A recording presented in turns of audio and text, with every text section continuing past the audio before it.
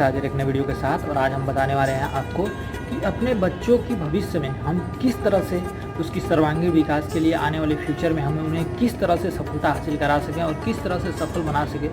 वो LKG से लेकर UKG से लेकर जब तक ग्रेजुएशन करें वो उस समय तक किस तरह से सफल हो सकते हैं, आज उसके बारे में, उसकी उन सभी प्रणाली के बारे में हम जानने वाले हैं कि किस तरह से हम अपने बच्चे को अपने भविष्य में, आने वाले भविष्य में, उनके भविष्य में किस तरह से उन्हें सफल बना सके और किस तरह से उन्हें सफलता हासिल दिला सके और किस तरह से उनकी देखभाल करें और किस तरह से उन सब का ध्यान रखें, उन सब का फ्यूचर पे, उन सब की गाइडेंस को उन सब की गाइडेंस हम कैसे करें, इसके बारे में जानने वाले हैं। तो आइए हम शुरू करते हैं। और शुरू करने से पहले हम आपको बता दें कि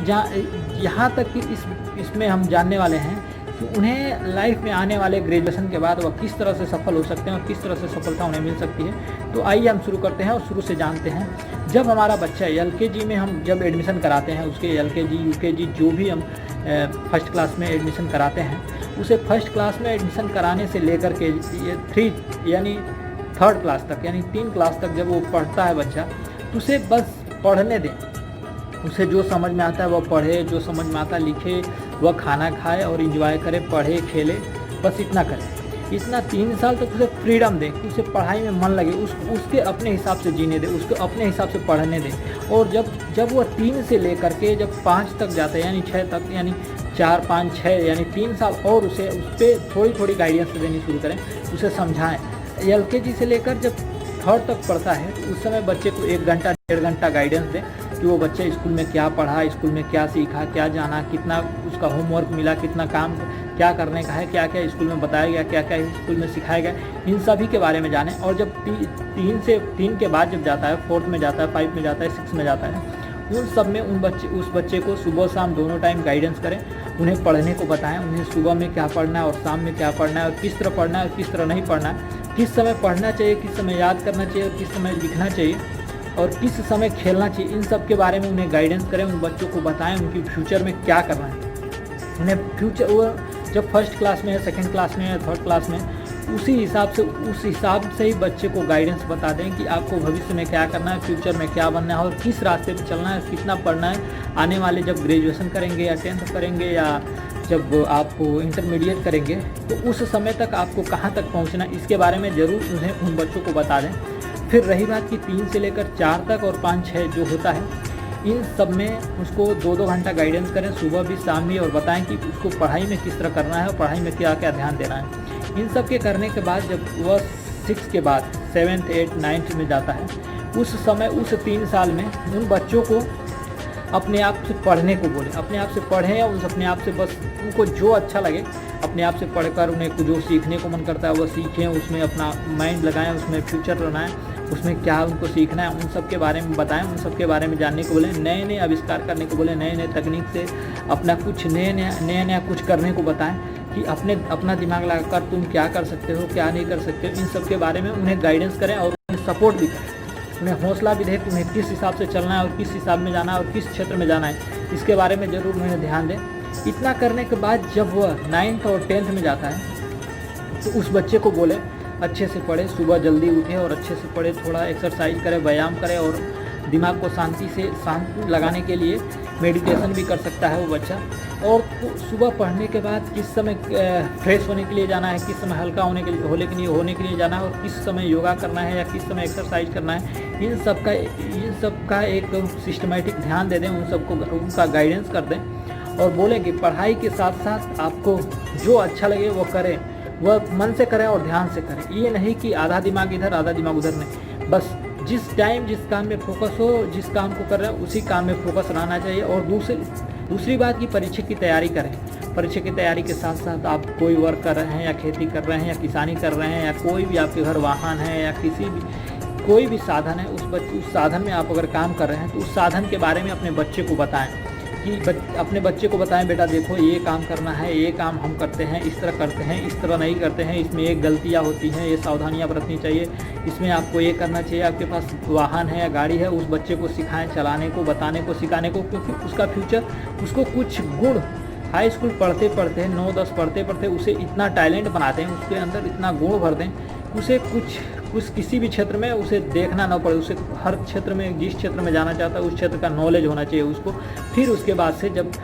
हाई स्कूल की परीक्षा पास करने के बाद उस बच्चे को हमें क्या करना चाहिए, फिर उसके बाद से जब फर्स्ट ईयर में एडमिशन कराते हैं यानी 11th में एडमिशन कराते हैं, तो जिस काम को कर रहे हैं उस काम में उस बच्चे को ले जाएं, उस बच्चे को दिखाएं, उस बच्चे को समझाएं कि देखो बेटा मैं ये काम करता हूँ, इस तरह करता हूँ, इतनी मेहनत से करना चाहिए, इनको इस तरह समझाना चाहिए, वर्कर्स को इस तरह हैंडल करना चाहिए, अपने काम को इस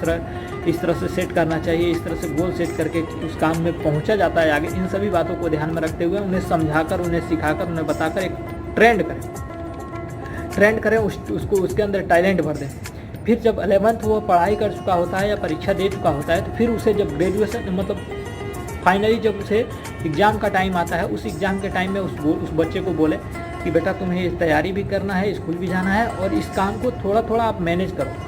थोड़ा थोड़ा इस काम को देखो, थोड़ा सा एक काम उसको दीजिए, थोड़ा वो काम दीजिए, थोड़ा थोड़ा हल्का काम है उस बच्चे को दीजिए, तो उसके ऊपर कोई प्रेशर भी ना पड़े, उस काम को धीरे धीरे सीखता जाए। जब वो इंटर पढ़ चुका होता है, इंटर का एग्ज़ाम दे चुका होता है, तो उसे कुछ काम के बारे में नॉलेज हो जाता है। तो उस बच्चे को आप कहें और बताएं, सिखाएं कि बेटा देखो आपने तो फर्स्ट मतलब 11th कर लिया, 12th कर लिया, 12th का एग्ज़ाम दे दिया, अब आपके पास बचा ग्रेजुएशन का टाइम। ग्रेजुएशन करने के टाइम में ग्रेजुएशन करते करते उस बच्चे को बोलें कि बेटा देखो आपको ग्रेजुएशन 3 साल का है, 3 साल आप ग्रेजुएशन करो, मुश्किल नहीं है। 3 साल ग्रेजुएशन के साथ साथ इस काम को भी आप करो कि जिससे आपको कुछ इनकम आ सके, अर्निंग आ सके, इसमें कुछ सीख सको। क्योंकि आपने उसे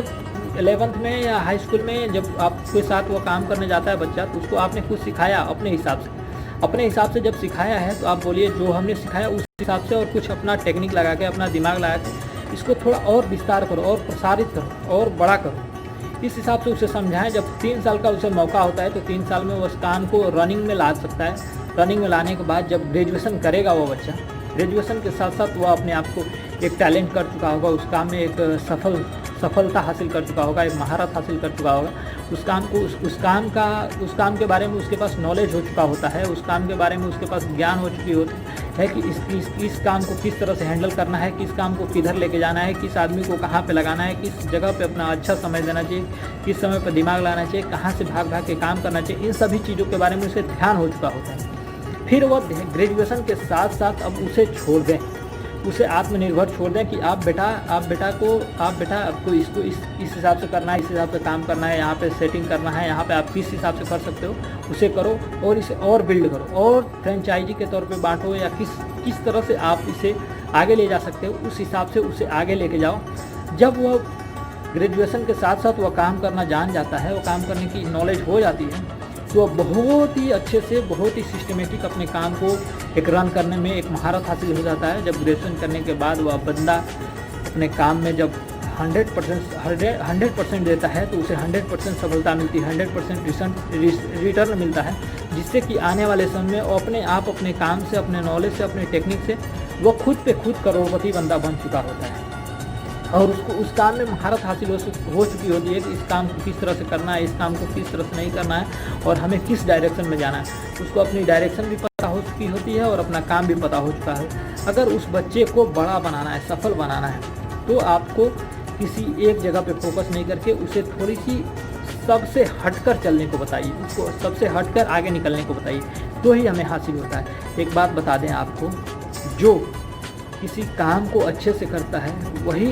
किसी काम को करने का मौका देता है, और जो बंदा किसी काम में करने के लिए लग जाता है वह खुद पे खुद करने लगता है। तो वह खुद ना करें और दूसरे से करवाने की कोशिश करें, और उसे समझाएं, उसे बताएं, उन बच्चे को बताएं कि अब आपको विस्तार करना, आपको बड़ा कुछ काम करना है। तो आने वाले ग्रेजुएशन के साथ साथ वो अपने आप को एक अच्छे से बेस पे ले जाकर खड़ा कर चुका होता है, अपने आप को एक अच्छे लेवल पे सेटलमेंट कर चुका होता है। इससे हमारे ज्ञान बढ़ जाती है, अपने बच्चों को ज्ञान बढ़ जाती है। आपको आने वाले समय में अपने बच्चे के प्रति ज़्यादा मेहनत नहीं करना पड़ता है, उसे बस शुरुआत से लेकर आखिरी पढ़ाई तक उसे बस थोड़ी सी गाइडेंस कर दें, तो उसके भविष्य के बारे में आपको चिंता नहीं रखनी पड़ेगी। वो खुद पे खुद अपने भविष्य के बारे में समझ जाएगा और अपने आप का बेहतर फ्यूचर एक लेकर जाएगा, और आपका नाम रोशन करेगा, और बहुत ही अच्छा, बहुत ही बढ़िया लाभ उसे होगा, और वह अपने आप खुद अपने पैरों पे चल के वह सफल हो सकता है, सफलता की राह पे चल सकता है, सफल व्यक्ति बन चुका है। तो अगर आप हमारे बातों को ध्यान से सुने हैं, अगर